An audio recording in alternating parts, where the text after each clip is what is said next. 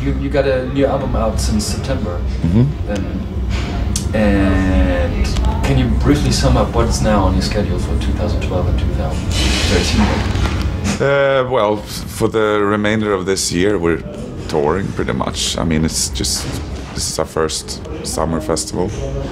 We're not doing too many this summer, maybe 15 tops, 15 festivals. And we have actually some time off during the summer, up until September, where we've been invited to play amusement park in Stockholm, which is a legendary place. Like they have an outdoor stage right in the middle of the amusement park by the roller coasters, and you can't book a show there. You have to be. It's by invitation only. So it's a big honor for us to play there. So that we're doing on the 14th of September, and then we are talking about doing another North American tour, and then another European tour. When I prepared for the interview, I saw I saw an interview of you did last fall, and you mentioned that you're doing a worldwide tour, and that you're also playing the Maldives. Yeah, we did play the Maldives. You already did it? Yeah, when the president got overthrown, actually. The same day as the president of the Maldives got overthrown, we were supposed to play. So it was a bit chaotic on the main island, the Mali, and we were on some beautiful tropical island off of the main island, and they were told, like, well, I'm sorry guys, you can't play tonight. We have to reschedule the show for tomorrow because it could be dangerous for you to go in there. And we're like, wow, that's too bad, Well, I guess we have to go snorkeling then, and just lie in the sun and drink beer. It's not too bad. But we ended up playing the next day, and it was, I mean, it's a Muslim country, and it was pretty amazing to see all these people, like girls, Muslim in burqas and niqabs, just headbanging. It was quite fun because we did, like standard practice when you do a rock and roll show is that you play the last song. It's like, thanks guys, it's the last song, we'll see you later. And obviously you have an encore. But after we played the last song, everybody pissed off. They believed what we were saying, so it was like I had to run back and say, "Hey guys, we're gonna do an encore." That was cool. Obviously there's not too many shows coming to the Maldives, but that was pretty amazing. Yeah. It's I think it's one benefit, when you play in a band and you tour worldwide to see places. Oh yeah. Like you would never meet. Of course, we did. That was part of a little run like that. Like with the Maldives, we went to Asia to play.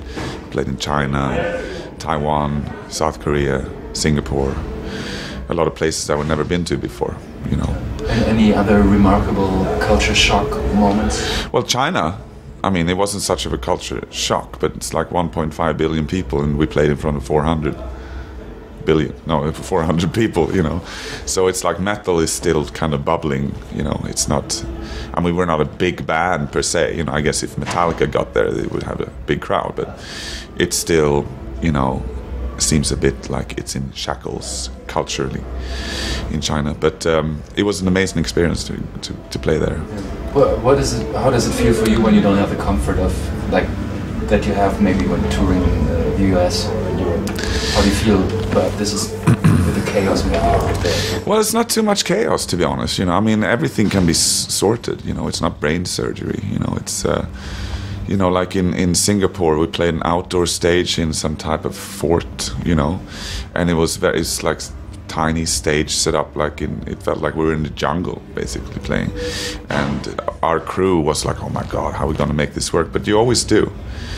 And when it comes to comfort for this band, I mean, we're certainly not high maintenance, We're just like, if we get a few beers, obviously like that we get paid, like we get our fee and everything, and the flights and the hotels and everything. But we've seen everything under the sun in the 22 years that we've been around, so it's nothing is particularly shocking for us at this point. And we always, I mean, I would never throw like a fucking rock star if it's like, if this is not sorted, we're not going to play. We always play. When you come home after such a long tour, what is the first thing you do? Well, hang around with my kids.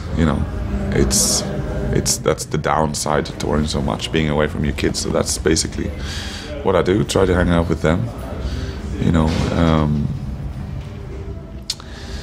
reconnect with that life.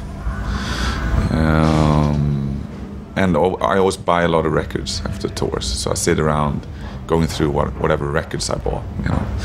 But I live a pretty normal life when I'm off tour, you know.